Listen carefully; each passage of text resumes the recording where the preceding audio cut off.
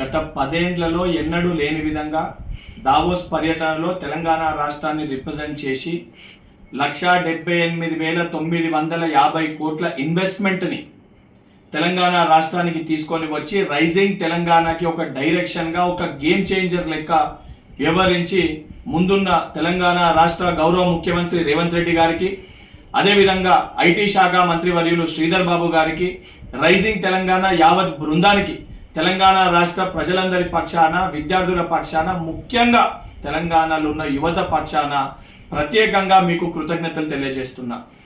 ఈరోజు కాంగ్రెస్ ప్రభుత్వము, కాంగ్రెస్ పార్టీ చేస్తున్న ఒక డెవలప్మెంట్ని, మేము ఏదైతే ఇస్తా అన్న గ్యారంటీని ఇంప్లిమెంట్ చేస్తుంటే దీన్ని తట్టుకోలేక, జీర్ణించుకోలేక ఒక కడుపు మంటతోటి దీనిపైన విషం జిమ్మే ప్రయత్నము బీఆర్ఎస్ పార్టీ నాయకులు కల్వకుంట్ల తారక రామారావు గారు చేస్తున్నారు.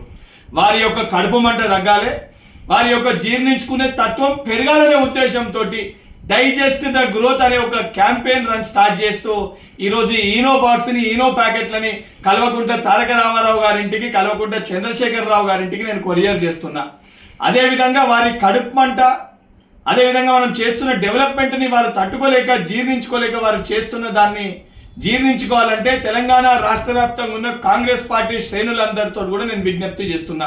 ఈ ఈనో డబ్బాల్ని, ఈనో ప్యాకెట్లని కేసీఆర్ గారికి, కేటీఆర్ గారింటికి, అదేవిధంగా బీఆర్ఎస్ పార్టీ నాయకులు ఎవరైతే జీర్ణించుకోలేకపోతున్నారో వారికి కొరియర్ చేయండి.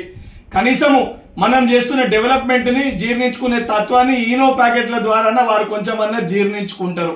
దానితో పాటు మేము చేస్తున్న సంక్షేమాన్ని తట్టుకోలేక నోటికి వచ్చినట్టు బీఆర్ఎస్ పార్టీ నాయకులు మాట్లాడుతున్నారు.